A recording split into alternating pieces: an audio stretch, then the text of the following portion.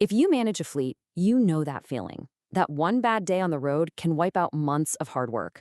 But what if you could practically eliminate those bad days? We're not just talking about checking a compliance box here.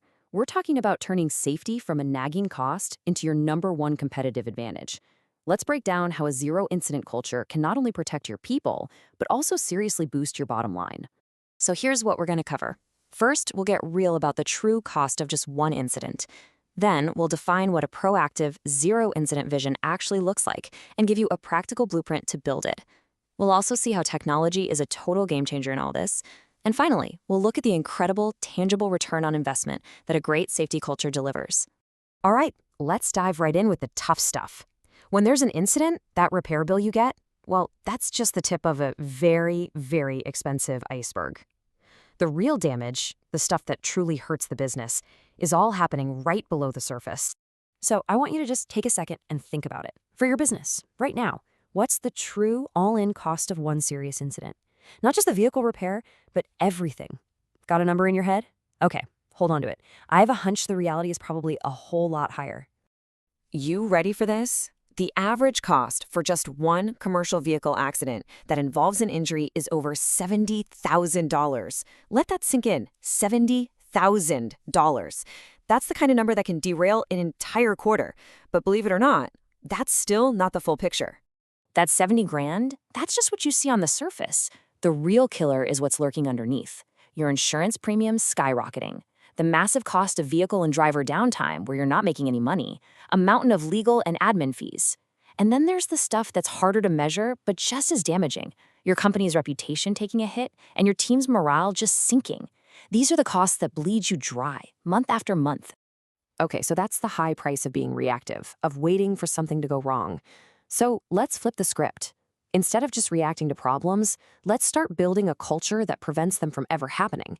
This is about a massive shift in mindset, from reactive to proactive. So what is this zero-incident safety culture? Well, it's a commitment, from the top all the way down, to making safety a core value. It's not a binder on a shelf or a once-a-year meeting. It's part of your company's DNA. It's what you talk about, what you measure, and what you reward.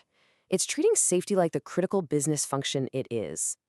You can really boil it down to two completely different approaches. The old reactive way is all about playing the blame game after an incident. It's about punishment. But the proactive model, it's all about coaching before something happens. It uses data to find predictable risks and turns them into teachable moments, not reasons for termination. It's a culture of improvement, not a culture of fear. Now, that all sounds great in theory, right? But how do you actually make it happen? Let's get practical. Here's a 4-step blueprint that you can start putting into action today. Step 1, and this is non-negotiable. You've got to get leadership buy-in. If the bosses don't live and breathe safety, no one will. Second, you need clear, simple policies, no gray areas. Third, training isn't a one-and-done deal. It has to be a continuous cycle of coaching and getting better. And finally, the most important piece of the puzzle, you have to analyze your data. That means learning from the near misses, those close calls that are screaming at you about your next big risk. And that 4th step, analyzing data, well, that's where modern technology becomes your absolute best friend. It's the engine that powers a truly proactive safety program in today's world.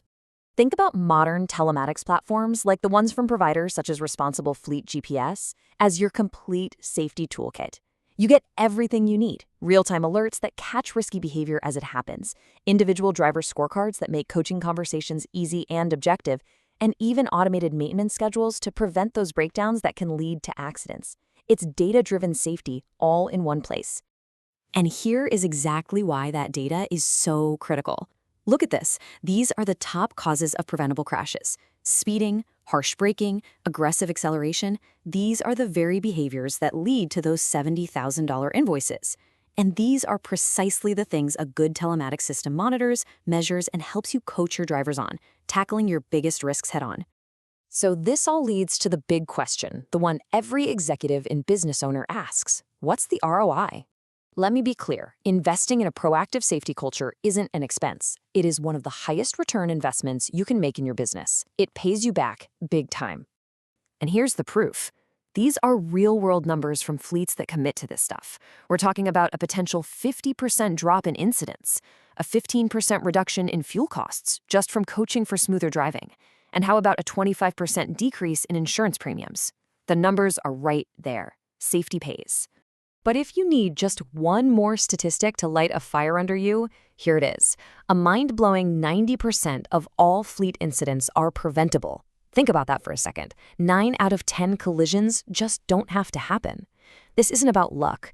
It's about having the right culture, the right coaching, and the right tools. The power to build a safer, more profitable fleet is literally in your hands. In the end, it all comes down to a simple, powerful truth. The single most important investment you can make is in the safety of your people, because that, in turn, protects the long-term health of your business. So, the journey to a zero-incident culture starts right now, with the decision you make after this. The question isn't if you should do this, it's just how you're going to start. So think about everything we just covered, the hidden costs, the blueprint, the tools. What's the first concrete step you're going to take? Thank you so much for your time.